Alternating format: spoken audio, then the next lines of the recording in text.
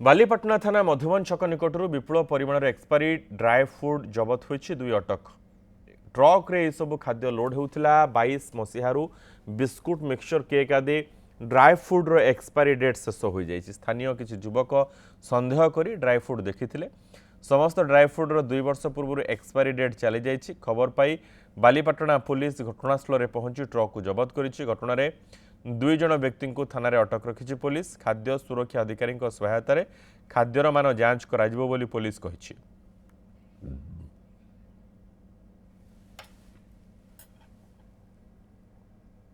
आमको बालीपाना छक डाकी कहले कहले आस बाबू दीटा गाड़ी माल खाली कर पेटी आम आइलु पेटी खाली कलु से भितर सी आसिक कौन कहले कहले तुम लाइसेंस कर ये कर कहीं माल कौन हम एमती भितर कौन है से सारे एपट गाड़ी बुले गाड़ी नहीं आइले। ये कौन ये जिनस सब कौन बिस्कुट एगुरा सब तो खाली बिस्कुट केक असुविधा कौन होइछि कौन मना कले आम कौन जानी।